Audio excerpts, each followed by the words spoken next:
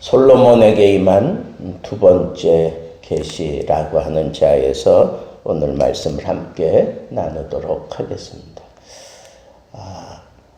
솔로몬이 이 기브온에서 하나님을 보게 됩니다. 하나님이 직접 그에게 임하셨죠. 물론 환상 중에, 꿈 중에 임하셨지만 그렇게 하나님과 대면을 했던 솔로몬에게 다시 또 이렇게 하나님께서 꿈을 통해서 나타내 보여주셨습니다. 우리가 아주 중요한 것이 있으면 그것을 깨우쳐 주기 위해서 혹은 강조하기 위해서 이렇게 다시 이렇게 반복하는 것을 우리는 습관화되어 있잖아요. 그래서 제 설교도 보면 했던 내용을 표현만 조금 다르게 다시 또 이렇게 강조하는, 다시 표현하는 그런 경우가 종종 있습니다. 왜 그럴까요? 그만큼 중요하다는 거예요. 그만큼 중요하다.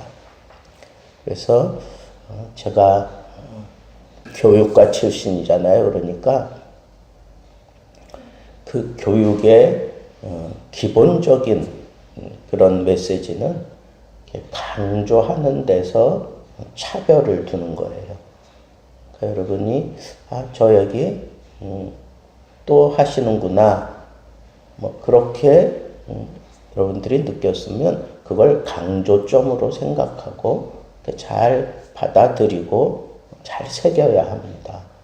성경을 보면 똑같은 내용을 계속 반복해서 하나님께서 이스라엘 백성들에게 얘기하고 있는 것을 보게 됩니다.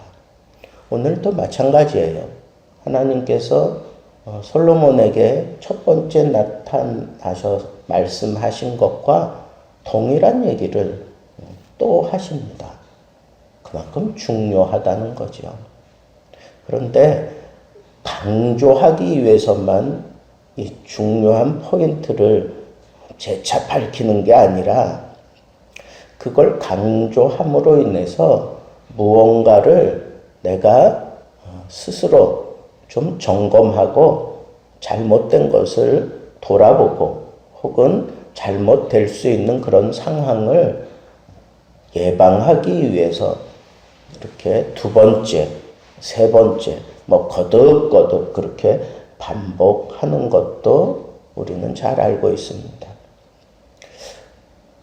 하나님께서 이 솔로몬에게 재차 등장하신 때는 적어도 13년이 지나고 난 이후에 등장하신 거예요. 13년. 그러니까 왕궁을 지어놓고 7년 만에, 그리고 성전을 7년 만에 지어놓고 왕궁을 마칠 때까지는 또 13년이라고 하는 그런 세월이 흐르고 그 이후에 하나님께서 다시 솔로몬에게 나타나셨다.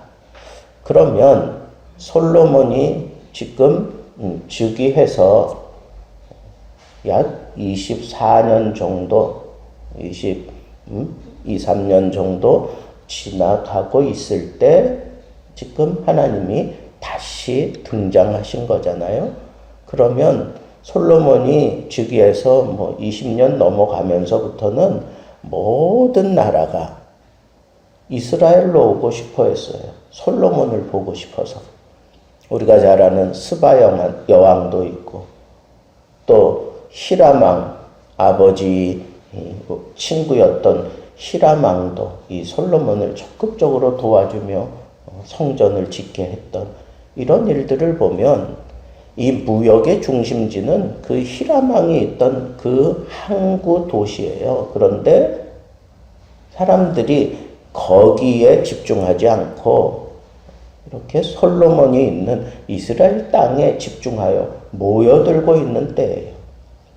그리고 솔로몬이 정세를 잘 펼쳐서 아주 막강해져 가고 있는 그런 아주 승승장구하던 그러한 때에 하나님께서 나타나셔서 이전에 하신 말씀을 재차 리바이벌하고 있는 것은 어떤 의도이겠습니까? 교만하지 말라는 거죠. 그리고 나와의 약속을 잊어버리지 말라는 거죠. 그게 오늘 메시지의 핵심입니다. 잘 나가고 있을 때, 그리고 교만하기 쉬울 때, 그리고 내가 무언가 다 이루어 놓고 모든 사람들의 추앙을 받고 있을 때, 그때 사람은 엎어지기 쉬워요. 선줄로 생각한 자는 넘어질까 조심하라. 그렇게 성경이 얘기하고 있는 이유는 우리 인생을 너무너무 잘 알고 계시는 거죠. 그러니까 하나님께서 이렇게 재차 나타나셔서 이런 말씀을 주신 것을 보면 솔로몬이 이렇게 굉장한 그런 승승장구하며 높은 자리에 올라가기까지 하나님이 도와주셨어요. 그런데 그 하나님을 이제는 내가 스스로 모든 일들을 다 할 수 있고 이거 이용하고 저거 이용하면 얼마든지 이 부요함을 계속 유지할 수 있고 이 명성을 계속 유지할 수 있을 것이라고 하는 그런 생각이 삐지고 들어올 수 있는 그러한 때에 하나님께서 솔로몬에게 나타나셨다라고 하는 것을 우리는 의미심장하게 받아들여야 합니다. 우리가 잘 아는 대로 솔로몬에게는 많은 후궁들이 있었잖아요. 그 후궁들이 다 저마다 자기 신들을 가지고 왕궁을 채웠어요. 이 말씀이 주는 의미를 솔로몬이 너무 가볍게 여긴 것 아닌가 하는 그런 생각을 할 수밖에 없을 정도로 이 내적인 그런 단도리를 잘 못한 결과가 결국은 그 아들 르호보암에 의해서 나라가 둘로 나뉘어지는 그런 사단이 일어나게 되는 것도 우리가 잘 알고 오늘 말씀의 주요 포인트가 뭐예요? 이 언약을 잘 지키면 내가 너희와 항상 함께하며 너의 왕위를 내 자손들이 계속해서 이어가게 할 것이다. 그것만 있지 않잖아요? 또 하나는 뭐예요? 만약에 너희가 내 율법과 명령을 따르지 아니하고 돌이켜서 다른 신을 쫓으며 다른 신을 섬긴다면 하나님께서 반드시 이스라엘을 외면하시겠다 그랬어요. 얼마나 심각한 얘기를 하셨느냐 하면 내가 이 성전 여기에 내 이름을 두고 거룩하게 하고 이것을 영원히 너희와 함께하는 그러한 자리로 내가 구별했다라고 그렇게 말씀했지만 나를 버리고 다른 신을 섬긴다면 이 성전일지라도 내가 버리겠다 그랬어요. 이 성전일지라도 내가 던져버리겠다라고 그렇게 얘기하고 있습니다. 그러니까 우리는 오늘 말씀을 통해서 하나님이 재차 솔로몬에게 나타나셔서 잘 하고 있는 그런 솔로몬에게 나타나셔서 말씀하신 이 내용 아주 단순해요. 내 말을 듣고 내 언약을 기억하고 지키면 너를 세계 모든 민족 위에 뛰어나게 하실 것이다 하는 그런 신명기 28장에 있는 그런 말씀들이 그대로 그 삶 속에서 이루어지게 하시겠지만 그것을 보증하는 것이 바로 내가 너희와 함께하는 이 성전이겠지만, 만약의 경우 나를 버리고 내 말씀을 순종하지 아니하고 불순종하며 다른 신들을 섬기고 따른다면 너희와 함께 영원히 함께 하겠다고 하는 이 언약의 표상인 이 성전일지라도 내가 들어 던져 버리겠다라고 그렇게 말씀하신 것이 솔로몬에게 두 번째 나타나셔서 하신 말씀이에요. 그런데 그게 첫 번째 나타나셔서 주신 말씀과 대동소이해요. 똑같은 내용을 그렇게 반복하신 겁니다. 우리는 이스라엘 역사상 가장 부를 누린 왕이 누구냐? 솔로몬을 꼽습니다. 자기가 하고 싶은 것 다 하고 살았던 왕이 솔로몬입니다. 오늘 말씀에도 그런 표현이 있어요. 1절 말씀에 보면 왕궁 건축하기를 마치며 자기가 이루기를 원하던 모든 것을 마친 때에, 그렇게 말씀한 것을 보면 솔로몬은 이 땅 위에서 자기가 하고 싶었던 모든 것을 다 했다라고 그렇게 이해할 수 있습니다. 물론 그것이 교만함이 되었고 불순종함의 그런 가름점이 될 수도 있었겠지만, 그는 자기가 이 세상에서 하고 싶은 것 다 했어요. 그래 놓고 하는 소리가 해 아래 새 것이 없다. 내가 다 해보니까 해 아래 새 것이 없다.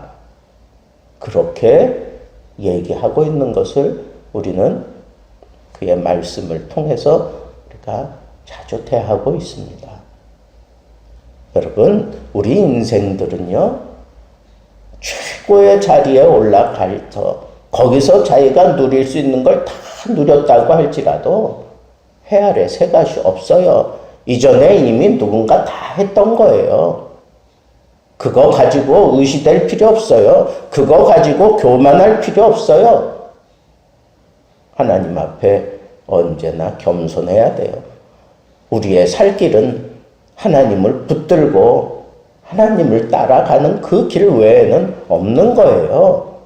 내 영광스러움을 내가 지켜내는 것도 하나님을 붙들고 하나님을 따르는 거예요. 하나님이 말씀하신 대로 하는 거예요. 순종하며 사는 거예요. 그 길 외에는 없습니다.